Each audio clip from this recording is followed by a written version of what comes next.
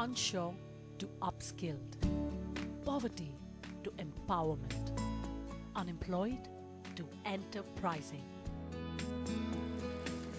The Usha Silai Schools, a humble dream that has turned rural Indian women into a picture of confidence and hope.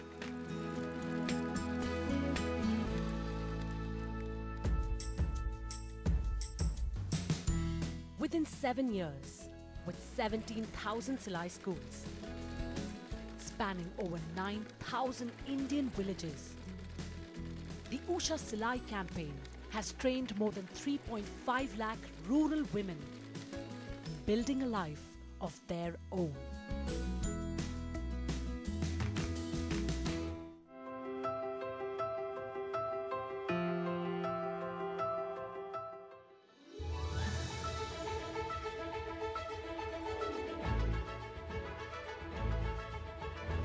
Ogan, one of the most adored multi-designer boutiques in India. A hot spot for fashion lovers and a haven for those that discern prime quality. This Delhi-based apparel store is now home to an adventure called the Usha Silai Label.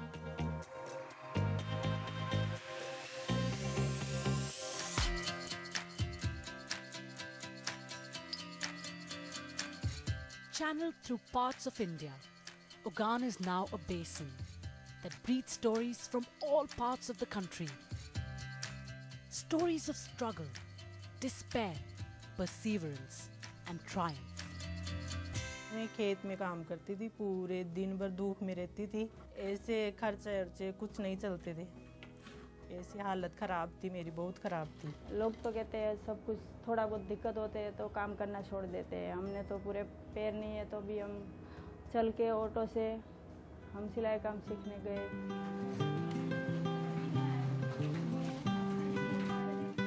In 2011, Usha launched their Silai schools in several villages of India and found local women pulled into a life-changing journey. मैं 2013 से उषा सिलाई centre से जुड़ी हुई हूँ। वहाँ उषा में 2016 में जुड़ी। सिलाई हमने 2 साल से शुरू की। पहले हमने 7 दिन वो बारेजा में ट्रेनिंग में गए थे। उसके बाद हमने सिलाई मशीन मिला। सिलाई मशीन के बाद हम घर पे काम करते थे और लोगों को सिखाते थे। पहले तो गाँव के कपड़े बनाते थे तो इतने फिनिशिंग से नहीं बनाते थे हम। उसके बाद हमने वो 15 दिन की ट्रेनिंग करवाई थी वीरेंद्र सर ने। उसमें सब सिलाई के बारे में और सब कुछ हमको बताया गया। Everybody knows how to use a machine in a basic way, but incorporating a design element is something that they learn. The women were upskilled at the Usha Silai schools, but their will took them to the ramps of the Lakme Fashion Week, transforming them forever. I think it's led to more awareness, it's led to better learning, more self-confidence. The perception of the community has changed about these women in terms of they are now being looked upon as women with expertise. Their identity is different. Even in the family, they are treated well with more respect. They are seen as earning members and members who are now getting into a profession. And this perception of becoming professionally qualified has changed not only their identity, but I think their status in the community is different. Empowerment through skill and exposure to large fashion platforms has sparked a fire among the Usha women, turning them into entrepreneurs themselves.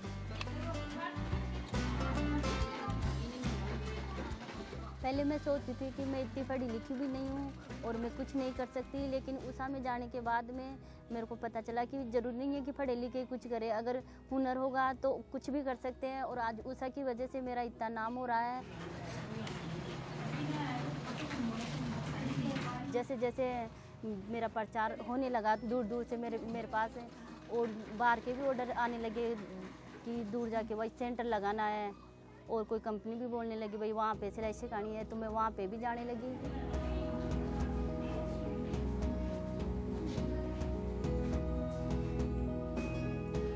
Mumbai में जाने से पहले मेरे को designing वाले कपड़े नहीं आते थे। वहाँ जाने के बाद में यहाँ पे डिजाइन के कपड़े आने लगे और पूछने लगे कि वो डिजाइन के कपड़े सिल दोगे क्या आप? तो मैंने कहा ठीक है, और फिर बाद में मैंने पैसे भी बढ़ा दिए और डिजाइनिंग के कपड़े भी आने लगे। और पहले कपड़े में इतनी फिनिशिंग नहीं आती थी, अब फिनिशिंग आने लगी। और सीधी सिलाई का पहले पता नहीं था, पहले टेढ़ी मेढ़ी चली जाती थी, अब एकदम सीधी सिलाई करते हैं। और हाथ का काम है तो वो भी सूट होके ऊपर निकाल देते हैं, तो उनके पैसे अलग से मिल जाते हैं।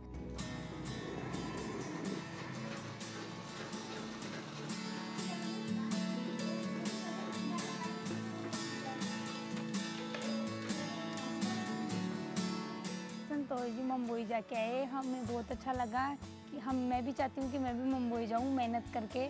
मैं संतोष जी को धन्यवाद करना चाहती हूँ, मैं उषा कंपनी को भी धन्यवाद करना चाहती हूँ और संतोष जी को ऐसा आनंद हूँ मैं, क्योंकि संतोष जी मुझे सिलाई सिखाई। मेरे को सिलाई ज़्यादा नहीं आती थी।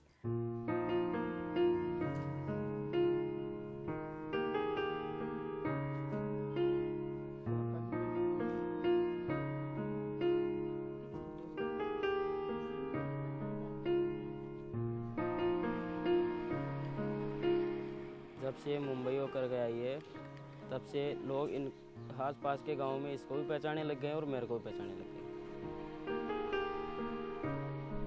पहले स्थिति थोड़ी डाउन थी और अब है कि बहुत सुधार है। पहले मैं अकेला कमाता तो बहुत परेशानी थी घर में, अब इसके कमाने से काफ़ी फ़र्क पड़ा है हमारे।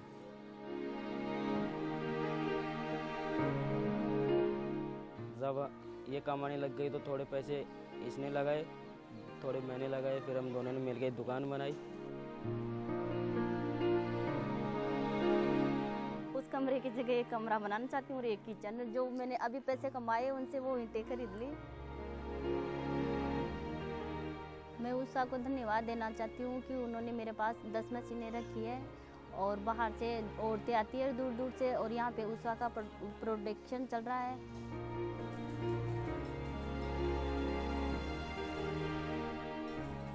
इनके अलावा मैं पंचायत भवन में जाती हूँ और वहाँ पे 27 मेंबर है, मैं उनको सिलाई सिखाती हूँ और मेरे को अच्छा लगता है कि मैं उनको सिलाई सिखा रही हूँ और वो भी अपना काम करके अपने पैरों पे खड़े हुए।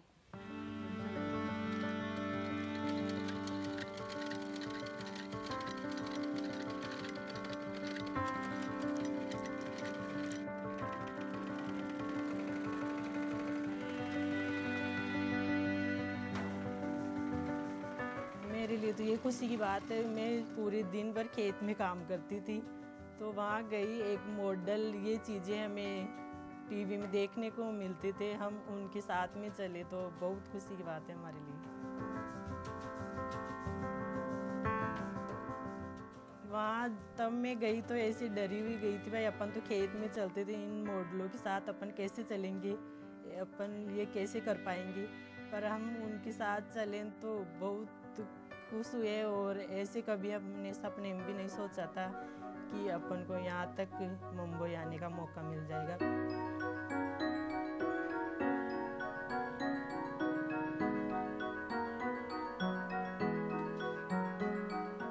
पहले मैं 2-3 हज़ार रुपये कमाती थी, तो उससे न तो बच्चों की फीस टाइम पे जाती थी, न घर का खर्चा अच्छी तरह से चलते, न परिवार की जिम्मेदारियाँ उठा सकती थी। और बाद में मैं बॉम्बे जाने के बाद आके थोड़ा और भी पहचान हो गई मेरी, वहाँ जाके आइए तो मार्केट में इधर थोड़ी आमदनी और ज़्यादा बढ़ गई, तो मैं अच्छे से कमाने लग गई। 10-15 हज़ार रुपये में महीने के कर लेती हूँ, तो बच्चों को भी अच्छी स्कूल में डाल दिया मैंने, इंग्लिश मीडियम में जाते हैं। अब हम नया घर बनाएंगे, अभी तो ऐसे है, 2-3 महीने बाद में मैं 2 मंजिल का मकान बनाऊंगी, तो नीचे तो सिलाई का रखूंगी, तो मेरे साथ में 10-15 लेडी से बैठ के वो भी काम करे।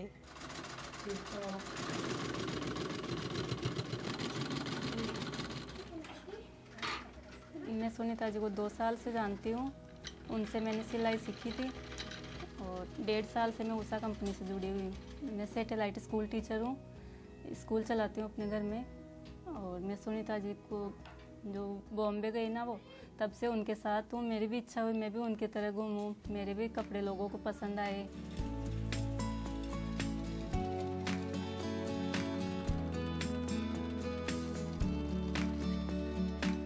अप्रैल में दिल्ली ओगान में जाने का मौका मिला मुझे, तो वहाँ बहुत अच्छा लगा जाके।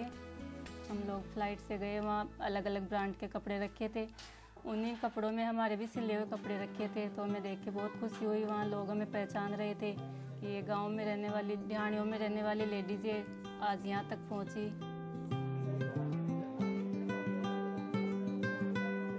मैं ये कहना चाहती हूँ अपने गांव की जो लेडीज़ हैं तो वो थोड़ी पढ़ी लिखी नहीं है, तो वो बेचारी क्या करे, उनकी भी तो कोई परेशानी घर घर में ऐसे ही रहती है।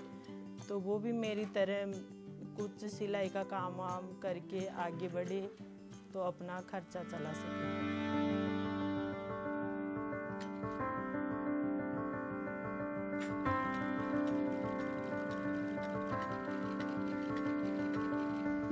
मैं उषा कंपनी वालों को बार बार धन्यवाद देती हूँ।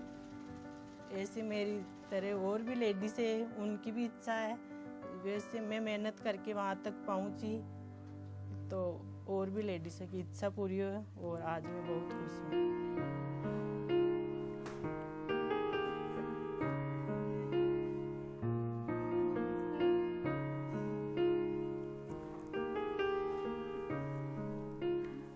The inclusive model of the Usha Silai schools is empowering women of all kinds and abilities.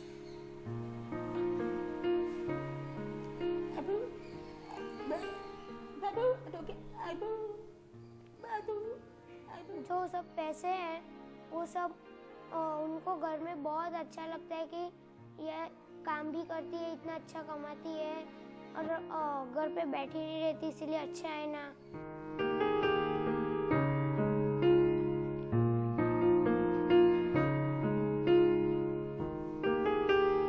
Full of zeal and motivation, the Usha women are fighting against all odds to achieve their dreams.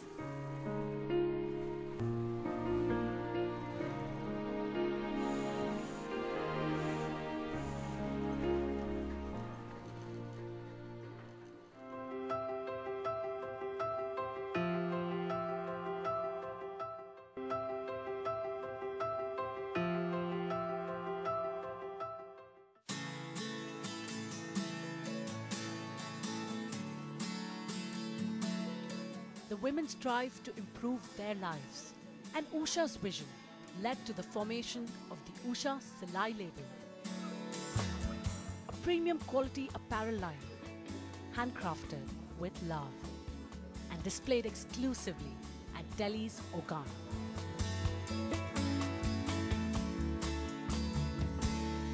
हम तो पहले उन गांव के और यहाँ का सबका कपड़े बनाते थे और हम फैशन डिज़ाइनर के साथ करके हम फैशन डिज़ाइनर के कपड़े बनाने लगे और दिल्ली जाने का भी मौका मिला हमको।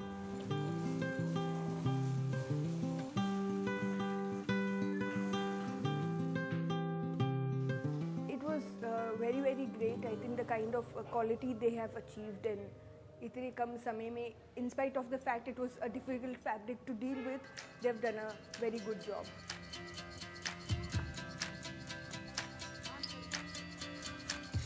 हमको ऑर्डर मिला, उनके पैसे आए तो मेरी बेटी ने दोनों मिला के हमने 50,000 रुपये कमाए। मेरे पैर के वजह से मैं कटिंग नहीं कर सकती, तो वो सब कटिंग करके देती है और मुझे आने जाने में स्कूटी ले ली तो उसको मुझे बिठा के ले जाती है और लाती है। तो पहले ऑर्डर मिला ने उसकी कमाई से हमने वो स्कूटी खरीदी।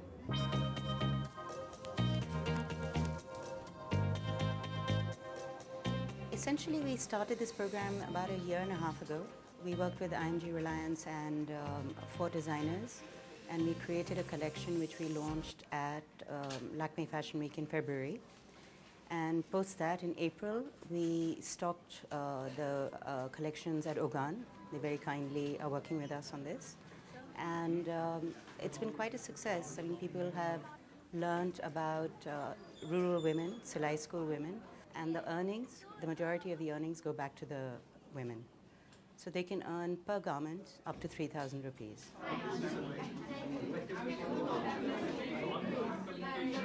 From last year's collection, I think we made a huge headway, huge leap ahead. Last year, the customers had given a lot of good feedback, which we passed on to Usha Silai team, which was further passed on to the rural women.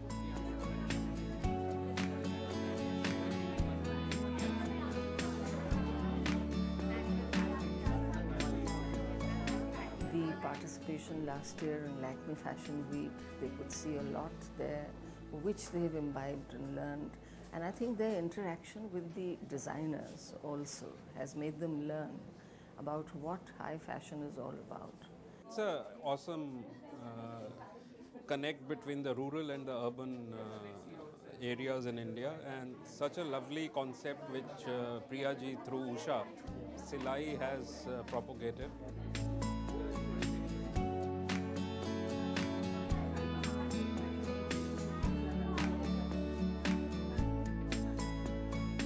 I think there's a lot of difference, and a very good difference from what last year. It's always to begin to initiate something.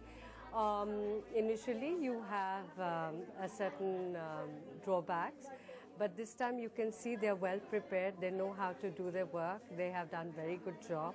The women and the designer as a team have worked. It looks like a cohesive, collective teamwork.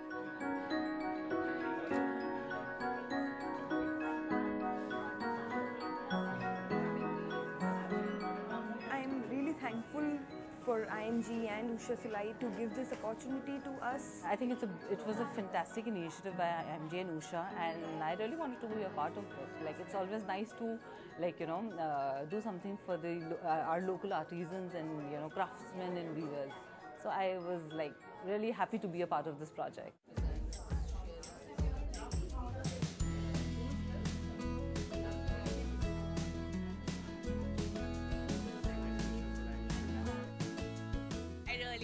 It's very contemporary, very simplistic, very minimal, and the fabrics are amazing, and the whole story behind it is the best part about it.